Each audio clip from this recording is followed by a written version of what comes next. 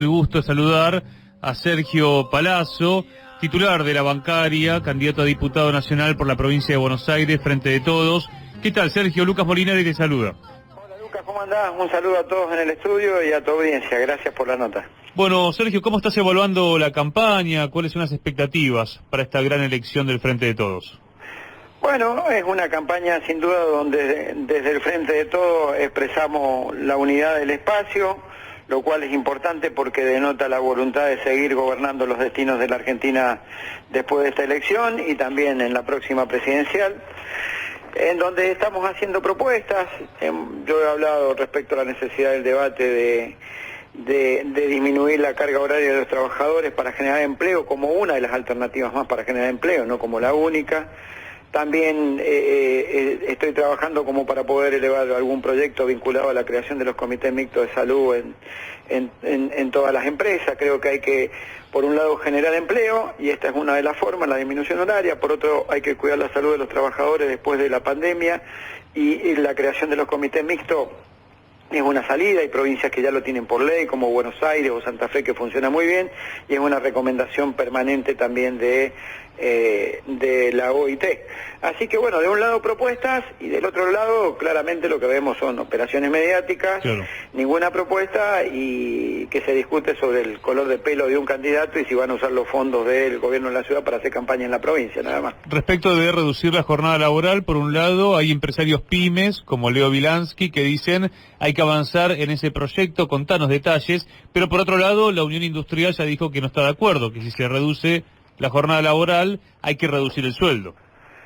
Bueno, en primer lugar, con Leo, que es un referente dentro del espacio de las pymes, compartimos el espacio junto también con los compañeros de la Corriente Federal, de la CTA de Yasky, con los compañeros de la Cejera, de APYME, el espacio de producción y trabajo, que es un lugar donde debatimos, donde intercambiamos opiniones, ideas y buscamos consenso entre las pymes, que son las generadoras del 70% del empleo en la Argentina, y los sindicatos. Dentro de esos espacios, el que lidera Leo Wilansky, en su documento por el Día del Empresario Nacional expresaron con claridad la necesidad de avanzar en esta propuesta sin rebaja salarial.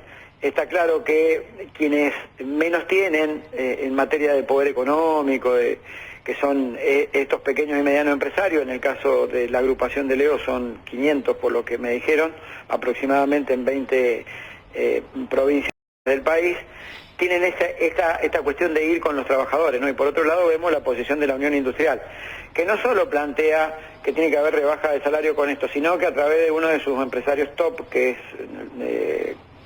el empresario textil, bueno, que tiene un nombre. Exactamente. También plantean la eliminación de la indemnización, sí, a través de crear un fondo que ellos lo denominan algo similar a la mochila austríaca. Es un fondo que de las empresas depositan en una compañía de seguro, y si te quedas sin empleo, si te dicen que no tenés más empleo, cobras durante un tiempo parte de tu salario, y el Estado tiene que ser el que garantiza, o sea, te ponen en manos de una aseguradora, y que le vaya bien o mal con sus inversores, con sus inversiones, quiero decir, y si le va mal tiene que ser el Estado. Rara ave los empresarios argentinos de la Unión Industrial que critican al Estado por intervencionismo, pero por otro lado piden en sus proyectos que sea el Estado el garante y no ellos mismos los garantes. Con esto pretenden eliminar lisa y llanamente la indemnización, porque el despido se vuelve neutro, y en la Argentina hay despido incausado o despido con causa, y si el despido es incausado hay una pena que la prevé la indemnización, el régimen indemnizatorio, que es que si vos echás sin causa tenés que pagar. Y además, cuando esto suceda, si es que obviamente no va a suceder porque la resistencia gremial va a ser grande, si sucediera esto, se eliminan los derechos de los trabajadores, porque cualquier trabajador que quiera reclamar un derecho te dicen, mira, andá y pasá por la aseguradora y cobrá porque a partir de ahora no trabajas más. Entonces nadie va a poder reclamar. Esto es el fin de los derechos si se concreta. Y con respecto a la disminución de la jornada de trabajo con rebaja salarial que pretende la UIA, la verdad que no esperaban menos de la UIA sabiendo quién la conduce. Es un abogado laboralista empresario que todos sus proyectos han tendido a desfavorecer a los trabajadores más.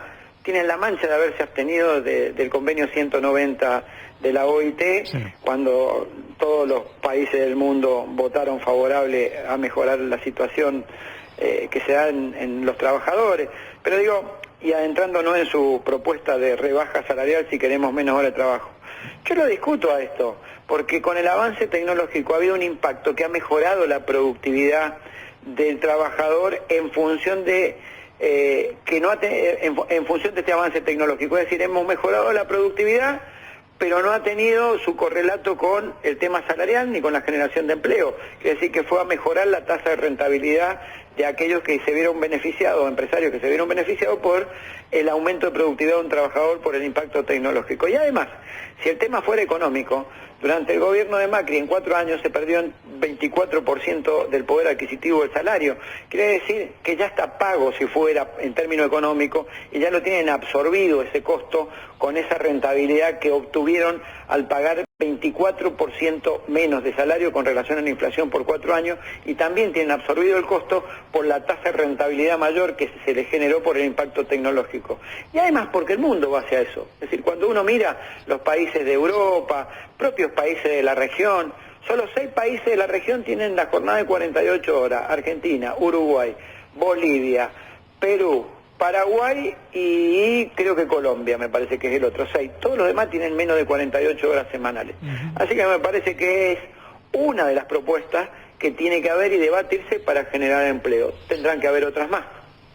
Sabés que el otro día hablábamos con Daniel Goyan y hablábamos de integrar el sistema de salud, y él apuntaba a también discutir el lucro de las empresas, por ejemplo las prepagas, que cuando el sindicato de sanidad fue a reclamar paritaria, los patrones dijeron, bueno, le damos más sueldo, pero modifiquen las tarifas. Lo que no se discute nunca, decía también Daniel Goyan, es el lucro, la tasa de ganancia, tampoco la participación de los trabajadores en las ganancias de las empresas, que está en el artículo 14 bis. Bueno, ustedes como bancaria han logrado esa conquista. ¿Crees que también es un tema para poner en debate en el Congreso de la Nación, Sergio? ¿Qué pasa con las ganancias? ¿Cuánto es razonable, sobre todo en pandemia? Bueno, los bancos han ganado, algunos, ¿no? Sabemos que no todos, pero la banca extranjera ha ganado en un momento que todos perdíamos. Bueno, obtuvieron el sector financiero pingües ganancias, no todos, pero como vos decís, mayoritariamente los bancos extranjeros en el gobierno de Macri. El ROE de rentabilidad de las empresas está muy por encima de la inflación, por ejemplo. Yo creo y comparto el criterio de Daniel, nuestro candidato a diputado nacional en segundo término, que además ha sido el médico que le puso el pecho a todo el sistema sanitario junto con su equipo en la provincia de Buenos Aires, ni más ni menos, durante la pandemia, y pudo sostener un sistema en el que había desinversión durante 4 años, se habían dejado hospitales sin terminar, no había infraestructura, y se cargó al hombro Daniel junto con el gobernador Kicillof y el equipo de salud que Daniel Goyan tenía, para que el sistema sanitario argentino diera respuesta y no pasaran esas imágenes dantescas que hemos visto en otros lugares del mundo, particularmente en los países de Europa o en Estados Unidos, donde a los pacientes los dejaban en camilla en los parques de los hospitales porque no tenían una cama, o los médicos se debatían en la ética de a quién le dejaban un respirador o no. Gracias a la gestión, entre otras personas, como Daniel Goyan, como la decisión política de Kicillof en la Argentina, eso no pasó, y el presidente y la vicepresidenta a nivel nacional, esto no pasó, ¿no?, en la Argentina. Yo comparto con él el criterio de que hay que mirar esa tasa de rentabilidad, porque la tasa de rentabilidad tiene que ser razonable. Si vos tenés que la tasa de rentabilidad está en un 1000% o en un 800% con una inflación absolutamente menor, uno tiene que corregir esas situaciones, ¿no? Yo escuchaba esto de que cuando los compañeros de sanidad con justicia, con legitimidad, reclamaban su aumento salarial, los empresarios reclamaban el aumento de tarifa, pero ha sido el propio gobierno nacional el que ayudó a través de los ATP a pagar los salarios durante casi 1 año y medio, y eso no lo absorben como parte de un aporte que hizo el Estado, ni ponen el cuerpo para que los usuarios no tengan un aumento. Es decir, el Estado les ayudó durante 1 año y medio con ATP a muchísimas clínicas, porque si no podían funcionar, a pagar los salarios. Eso no lo ponen en la balanza. Sí pusieron, si tenemos que dar un aumento de salario a los trabajadores, queremos aumento de las tarifas o de las cuotas de las prepagas, pero no pusieron en la balanza cuánto les había puesto el Estado durante 1 año y medio para pagar salarios. Ahora, Sergio, conociendo vos el sistema financiero, como sindicato hace tiempo vienen planteando la necesidad de reemplazar la ley Martínez de Oz. ¿Crees que es un debate para esta época, una nueva ley de entidades financieras? Habrá que buscar qué fuerza tenemos en el Congreso y seguramente en algún momento será materia de discusión. Yo creo que hoy hay otra discusión urgente que es la de generar empleo, la de generar derechos para los trabajadores que se vieron diezmados durante 4 años el gobierno de Macri y que si bien este es un gobierno inclusivo y que no ha permitido que se pierdan derechos, todavía no ha podido arrancar como hubiera querido y con su proyecto porque hubo una pandemia, así que me parece que es hora de discutir esas cosas y seguramente habrá un espacio y en algún tiempo y con la fuerza política suficiente para discutir el cambio de esa ley, ¿no? ¿No tendría que haber más crédito en la Argentina? Porque lo que charlamos con economistas como Horacio Robelli es que hay muy poco crédito porque el sistema financiero sigue jugando a la timba.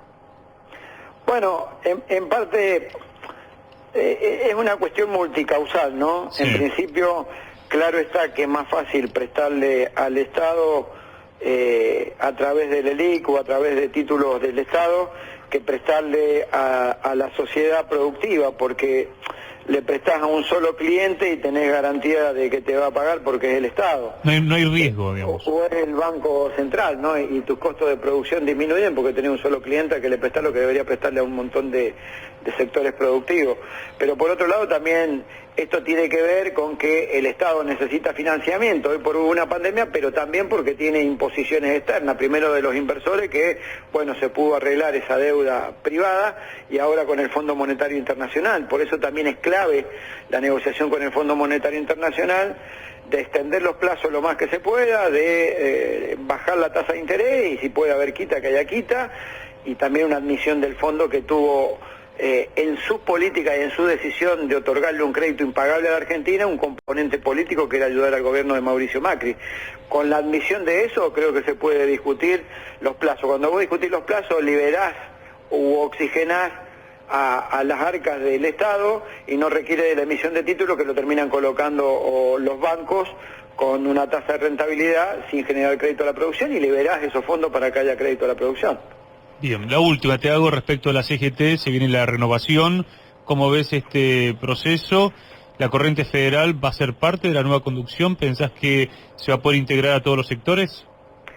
Mira, como dirigente sindical y más en la salida de esta pandemia, lo primero que tenemos que analizar todos, ¿no? Y en todos los espacios políticos y particularmente el sindical, es que nos acaba de pasar estamos atravesando y viendo la luz ahí cerquita del término de una pandemia. Una pandemia implica que nos afectó la vida, que nos afectó la salud, que afectó la economía y que afectó el trabajo y que a su vez potenció la utilización de medios tecnológicos y también va a afectar y afecta las condiciones de trabajo del que tiene empleo o del empleo nuevo que se va a generar. Este desafío fenomenal que tenemos delante no da margen para un movimiento obrero desunido, por más diferencias que hayamos tenido. Creo, y vengo diciéndolo hace tiempo, que es absolutamente necesaria la unidad del movimiento obrero para salir de esta pandemia fortalecido el movimiento obrero y los trabajadores, y no que implique que la discusión de la pospandemia sea cuántos derechos pierden los trabajadores para conservar un empleo, porque pasó una pandemia y hubo una situación en la economía desfavorable y porque el impacto tecnológico nos va a llevar puestos de trabajo, condiciones de trabajo. Entonces, si no estamos unidos y con un programa, que es lo que ha reclamado siempre la Corriente Federal, y con un programa donde la CGT no solo discuta salarios y empleos, sino que discuta sobre todas las áreas del Estado con un programa, me parece que vamos a ir por el camino equivocado si no logramos esa unidad. Aspiro como secretario de la bancaria y como un miembro más de la Corriente Federal a que haya unidad y que esa unidad geste un programa para que la CGT pueda en este momento de pospandemia ser un actor de poder que discuta de igual a igual con el capital y con el Estado. Una de chapa y que no haya más fotos con la OEA como hubo el año pasado, que fue tan crítica de hecho, bueno, vos saliste a criticar también, ¿no? Hubo con eso, hubo con Macri, es decir, sí. Pero bueno, uno dice, miremos para adelante y para el futuro teniendo presente el pasado, esto está claro, por eso creo que todos los sectores tienen que estar integrados y que la Corriente Federal tiene que tener un papel también dentro de esa estructura, porque también hay que mirar el presente y el pasado, pero el presente y el futuro, pero hay que mirar el pasado. Y en consecuencia de ello es que muchos sectores que no estamos reclamamos nuestro protagonismo dentro de la estructura de la CGT porque nos lo hemos ganado. Sergio Palazzo, gracias por esta nota. Gracias a ustedes, hasta luego. Muy bien, ahí pasó.